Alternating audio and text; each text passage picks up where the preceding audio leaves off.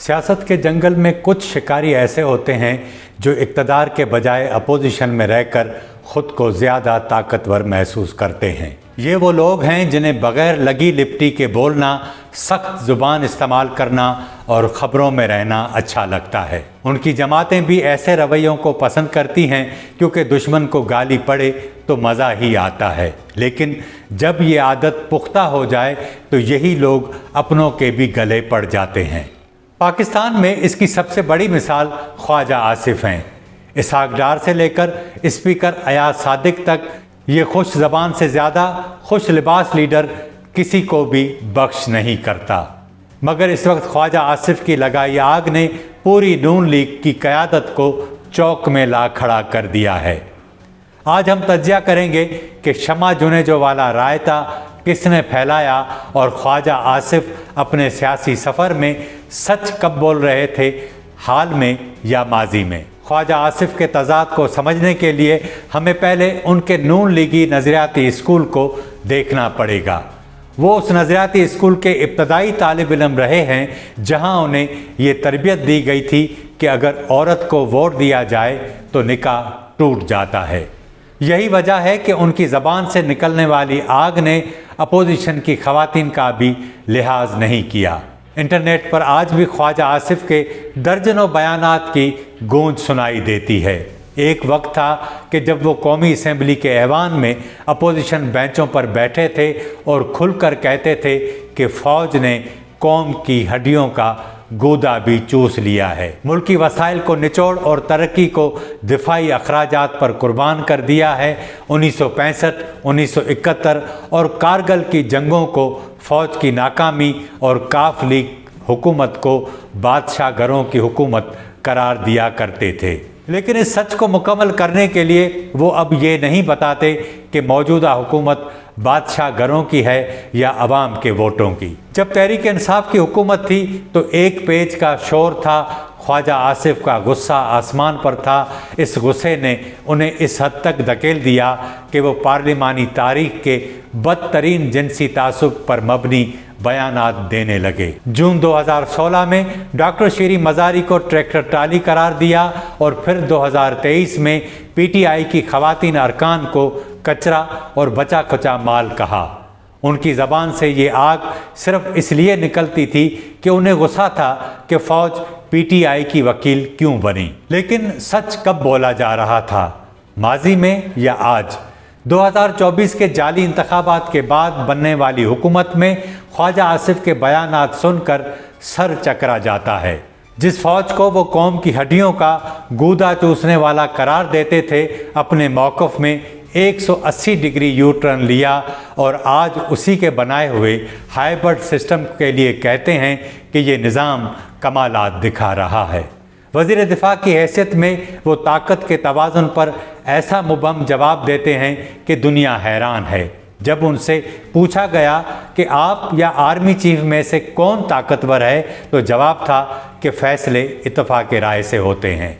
इत्तफ़ाक़ किसका होता है? पाकिस्तान का बच्चा बच्चा ये बात जानता है और ये भी जानता है कि पाकिस्तान में वज़ीर दिफ़ा का दिफ़ा से कोई ताल्लुक़ नहीं होता। उन्होंने एक सिक्योरिटी ड्राप भी दिया कि पाकिस्तान ईरान के साथ अपनी जौहरी सलाहियतें शेयर कर सकता है, जिसकी बाद में खुद ही तरदीद करनी पड़ी। पराए तो ठीक, लेकिन अपनों पर हमले करने में भी उनका कोई सानी नहीं। ख्वाजा आसिफ का ये रवैया अपनी ही जमात के लिए भी ज़हर कातिल बना। जब जून 2025 में अरकान पार्लियामेंट, स्पीकर, चेयरमैन सेनेट और काबीना की तनख्वाहों में इजाफा किया गया तो मौसूफ ने उसे माली फहाशी करार दिया, हालांकि वो खुद उसके हिस्सेदार थे।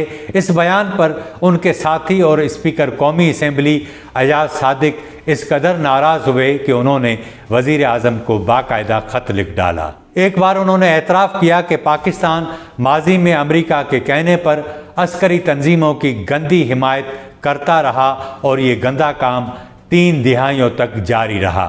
अब चौथी दिहाई में पाकिस्तान क्या करने जा रहा है? ट्रंप के साथ बढ़ता रोमांस क्या गुल खिलाएगा? इसका सच मालूम नहीं कि ख्वाजा साहब कब बोलेंगे। लेकिन इस बार वज़ीर दिफ़ा ने जो कुछ किया उसने पूरी नून लीग को चौक में ला खड़ा कर दिया है। सितंबर 2025 के आखिरी हफ्ते में हुकूमत के लिए एक नया शर्मनाक मसला खड़ा हो गया। वज़ीर आज़म की मसरूफियत की वजह से ख्वाजा आसिफ ने अक़वाम मुत्तहिदा की सिक्योरिटी काउंसिल में खिताब किया। उनके पीछे नून लीग की सोशल मीडिया हामी और सहाफ़ी डॉक्टर शमा जुनेजो पाकिस्तानी वफ़द के साथ बैठी हुई नज़र आईं। इस तस्वीर की इशाअत के बाद शमा जुनेजो पर शदीद तनकीद हुई। उनकी पुरानी पोस्ट सामने लाई गईं जिनमें वो इसराइल को तस्लीम करने की हिमायत कर रही थीं और यहाँ तक कि 2022 में ये भी कहा गया कि नेतन्याहू से मिलना एजाज़ की बात होगी। पीटीआई और दीगर लोगों ने जब सोशल मीडिया पर नून लीग की हामी इस सोशल मीडिया एक्टिविस्ट और हुकूमत को आड़े हाथों लिया तो वज़ीर दिफा ने कहा कि उनके पीछे बैठी शमा जुनेजो को वज़ारत ख़ारजा ने बिठाया होगा, वो उसे नहीं जानते। वज़ारत ख़ारजा ने फ़ौरी तौर पर लाताल्लुकी का ऐलान किया, लेकिन सबसे ज़्यादा दिलचस्प रद्द-ए-अमल ख्वाजा आसिफ का था। उन्होंने शमा जुनेजो के साथ अपनी तस्वीर की वजाहत करते हुए कहा कि लोग साथ आकर तस्वीर बनवा ही लेते हैं। यहाँ ख्वाजा आसिफ ने वो किया जो पीटीआई चाहती थी। उन्होंने अपनी ही सफ़ में मौजूद अपनी हुकूमत की सबसे बड़ी हामी खातून को धुतकार दिया। वो खातून जो नून लीग की जायज़ और नाजायज़ इक़दामात और पॉलिसियों का दिफा करती नज़र आती थी। पीटीआई वाले उसे तंज़ या पटवारन कहते, लेकिन वो नून लीग के साथ डटी रही। शमा ने बरतानिया की यूनिवर्सिटी से पाकिस्तानी फ़ौज की अखलाकियात और सियासी मुदाखलत पर PhD की है। वो कोई आम खातून नहीं, लेकिन अहले इल्म और दानिश वाली नून लीग का वैसे भी किताब वालों से कोई ज़्यादा रिश्ता नहीं होता। जब वफाकी हुकूमत ने ऐसा किया तो शमा जुनेजो के सब्र का पैमाना लबरेज हो गया। उसने हुकूमत पर जवाबी हमला कर दिया। अपने एक्स अकाउंट पर जो तफसीलात दी उसने ख्वाजा आसिफ को ज़रूर चस दी होगी। शमा ने एक एक सेकंड का हिसाब दिया। कहा कि मैं पिछले कई माह से वज़ीर आज़म के लिए काम कर रही थी। पाक भारत जंग के दौरान मेरे पॉलिसी ब्रीफ्स महफूज हैं। मुझे वज़ीर आज़म ने UN तकरीर लिखने का टास्क दिया और सिक्योरिटी पास भी मुशीर के तौर पर जारी किया गया। मैंने वज़ीर आज़म की टीम के साथ दिन रात काम किया, उनके साथ एक ही होटल में क़याम किया और बिल गेट्स जैसी अहम तरीन मीटिंग का भी हिस्सा बनी।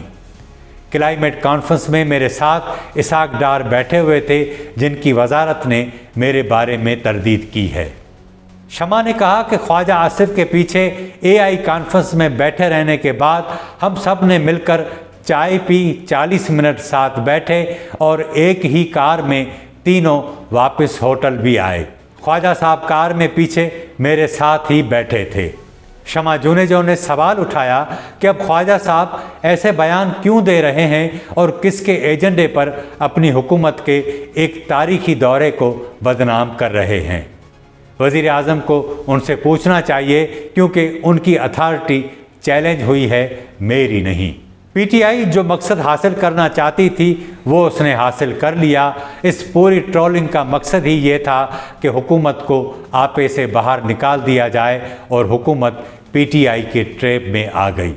ख्वाजा आसिफ ने अपोजिशन की टेबल पर रायता फैलाने के बजाय अपनी ही टेबल को गंदा कर दिया और ये एक ऐसा दाग है जिसे साफ़ करना नून लीग के लिए आसान नहीं होगा, क्योंकि उन्होंने अपनों को ही डसना शुरू कर दिया है।